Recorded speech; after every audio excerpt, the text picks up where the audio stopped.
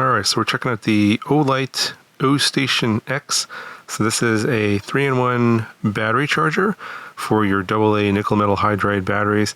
So the 3-in-1 stands for charging, analyzing, and organizing. So basically you can charge up your AA nickel metal hydride batteries in here. It does a sort of an analysis. It tests the battery before it charges it to see if it's any good, and then if it's not any good, if it deems that it's not a good battery, it will discard that into this little discard tray here. I'll show you that here in a second. And then once it's charged, it goes down into the bottom here where you can use this little lever here and pop out fully charged batteries. So if you're looking for a way to organize your large collection of AA nickel metal hydride batteries, this is something worth checking out.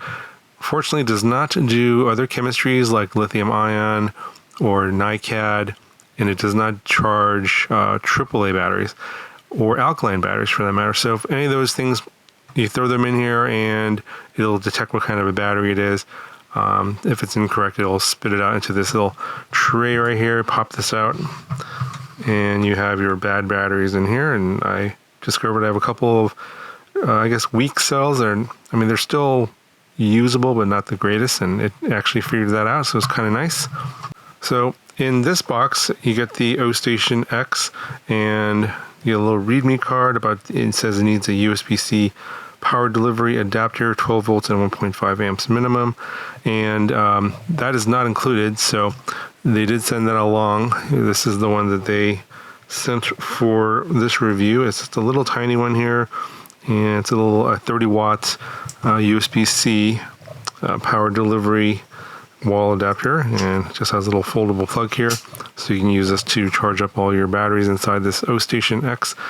And then the Ostation X does include a USB-C cable. It looks like this, and this little wrapping cable here, and then you got a couple covers here on the end. This USB-C to USB-C, and then you get a user's manual that comes with the Ostation X. And just want to show you the specs here in the manual. You can pause the video if you want to kind of look at the specs in more detail. There is a standard charging mode, which is basically the default, charges at 0.8 amps times 4. There's 4 slots for charging. Or you can change it to the fast charging mode via the app, and I'll show you that here in a second. And that'll charge at 1.2 amps, and of course 4 slots for that. Here are the dimensions of the Ostation X and the weight. The last thing you get is this bag for invalid batteries, I guess if you want to recycle them or dispose them at your local e-cycle place. And the last thing I want to show you is these are also not included, to buy them separately. These are the nickel metal hydride AA batteries from OLIGHT, and they're 2100 milliamp hours. And they did send along 16 of those. Okay, so a closer look here at the Ostation X here. This is the top, and then you have this door here that slides open, and you can drop your batteries in here. It doesn't matter the polarity. You can drop them in either way. It doesn't matter. The analyzer will determine which way the battery is and charge it in any of the directions, so it doesn't really matter which way you go. And then you can close this door here if you want to cover it up. The batteries, they drop them off into these different slots, and then you can just basically fill this whole thing up, and then it'll go through a row of batteries at a time, 4 at a time. And as you can probably see, there's 4 slots right there, and then they'll drop in. I'll demonstrate that here in a second once you power it on.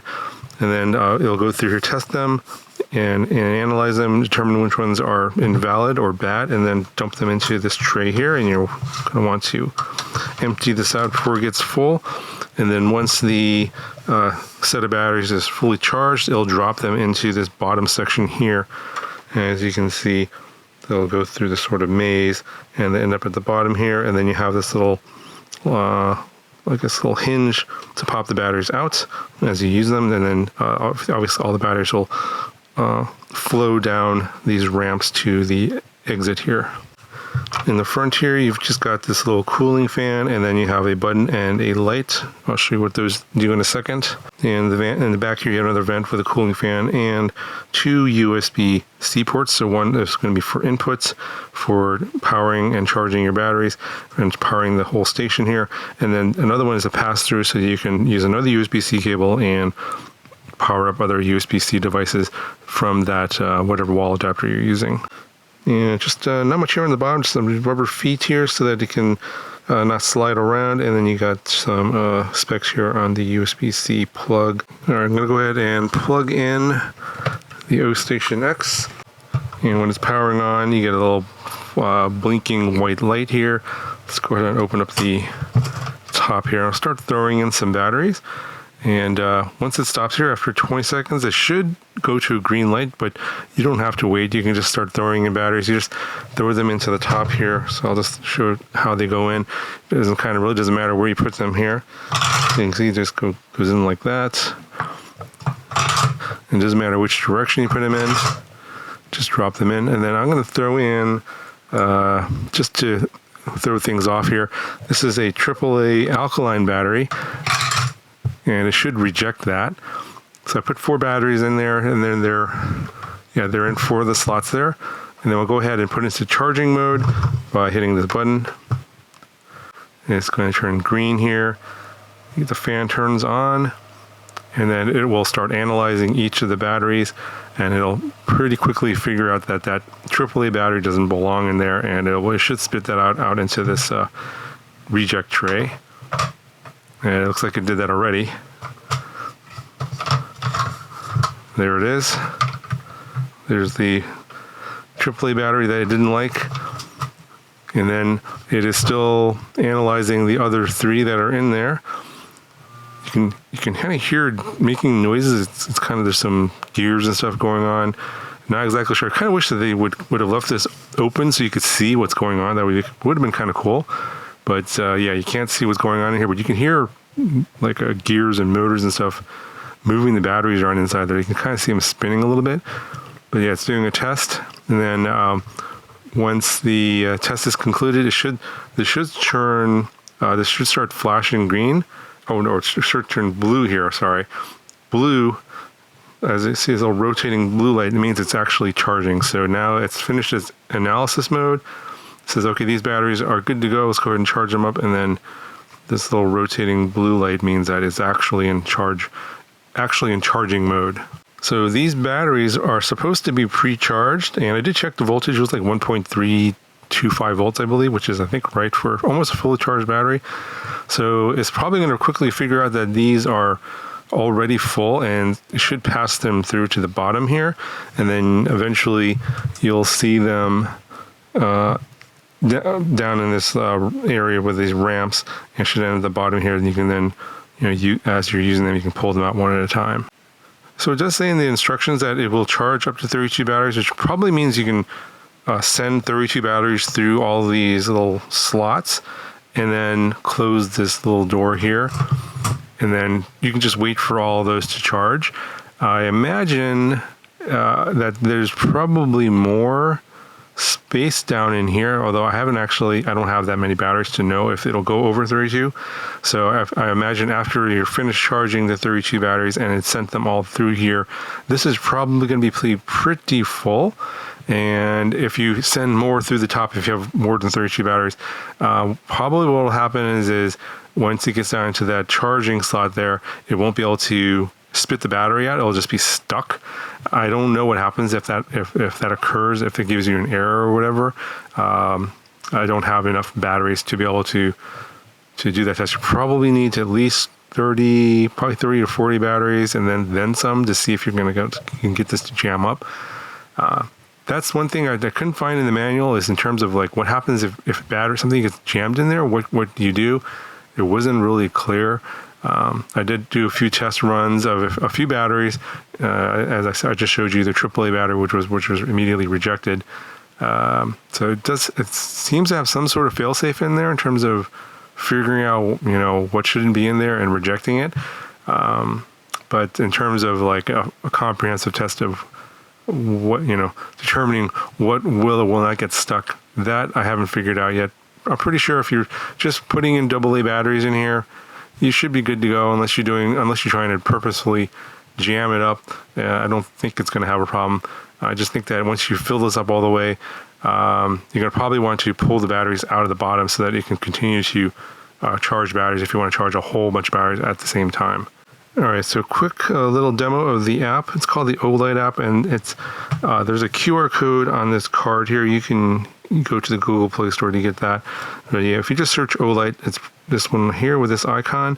And once you open up the app, you're going to click on this here. It says Devices, and we'll go ahead and do that. Allow, and it should be able to find us. Go ahead and hit plus, and I'll continue without login.